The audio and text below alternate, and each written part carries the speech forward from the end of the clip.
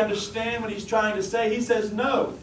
If one setting a pillow by her head should say, that is not what I meant at all. That is not it at all. Have you ever tried to say something to someone and it comes out all wrong? Or you try to explain something to them and they still don't get it. You try again, they still don't get it. Frustrating.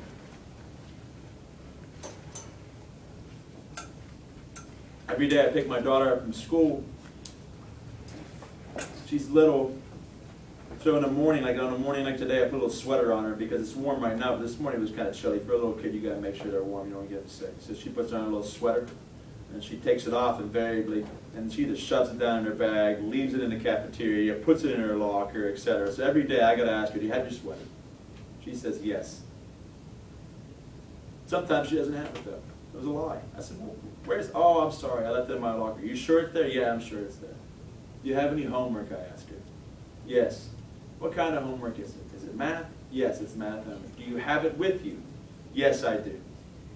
Good. We're going to do it whenever we get home. We get into the car. We drive all the way home. We get into the garage. She said, Dad, I have a confession. I said, what is it? She said, I don't have my homework. I said, well, what are you telling me this now for? She goes, well, I just realized it. I said, that's a lie. She goes, you're right. I did realize it, but I didn't want to tell you. I left it in my desk. I said, well, we got to write a letter to your teacher. She said, can I write the letter? I said, yeah, you could write the letter. I said, she said, what do you think it should say? I said, it should say that I'm sorry, I forgot to do the assignment, I left it in my locker, and I'll do it for tomorrow. I said, you write it. She said, okay. She doesn't write it. The next morning, I said, did you write the letter? She said, no, I didn't write the letter. I said, I'll write the letter, you sign it. I start to write the letter. The words aren't coming out right, and I say, you know what? You're just going to talk to her. I want you to talk to your teacher. You tell her, hey, I messed up. I left my assignment in my locker. I don't have it. Can I do it for tomorrow? She says, okay, I can do that. After school, I pick her up. Do you have your sweater? Yes. Do you have any homework? Yes. Is it math? Yes. How did that work out from yesterday? Did you talk to your teacher? Yes, I talked to her. What did she say? She said I could do it for tomorrow. I said, oh, that's good. That's good. We'll do it for tomorrow then. That's good. I'm proud of you for saying that. We get into the car. We drive down the road. She said, Dad, I have a confession. Oh. I said, what is it? She goes, well, whenever I talk to my teacher, I wanted to tell my teacher the truth. I wanted to tell her that I kept it, that I left it in my desk and that I didn't have it. But this is what she said, her words. She said, but when I went to talk to her, my voice box said something else. I said, what do you mean your voice box said something? She said, my voice box said that I had left it at my house, that I had it already done, but I didn't bring it, that I would bring it the next day.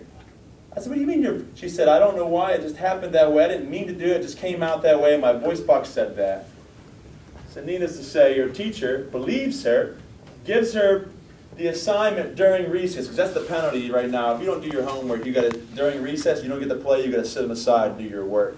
And that's a good deterrent for kids, because they see all their friends out there playing, they're like, oh, that's a good. So you don't ever want to have that happen to you again, right? So then you do all your homework. Now meanwhile, while she's doing her homework that she should have done, the teacher says, you know what, you can just do this for tomorrow. I want you to go run along and play with your friends. So she thinks, ooh, that's awesome. But this also appeals to her guilt. She's like, oh man, this teacher just did me something nice for me. I just lied to her. So she goes to her teacher and says, Mrs. Miller, I got to tell you the truth. I didn't do the assignment. I lost it. To which case now the teacher staples a note to the assignment telling me, the parent, that she didn't have the assignment. So now my daughter knows that when I see that note, I'm going to know that she lied. So now she has to tell me the truth now. Now when she tells me the truth, I got to make a decision. Do I like flip out, like, you liar, you're going to hell, we don't do that, you know? Or do I say it's not that big of a deal? Now if I flip out, she might not be as prone to tell me the truth in the future, because she knows, ooh, he flips out when you tell him that you lied. But if I don't address it at all, well then now I'm condoning the process of lying.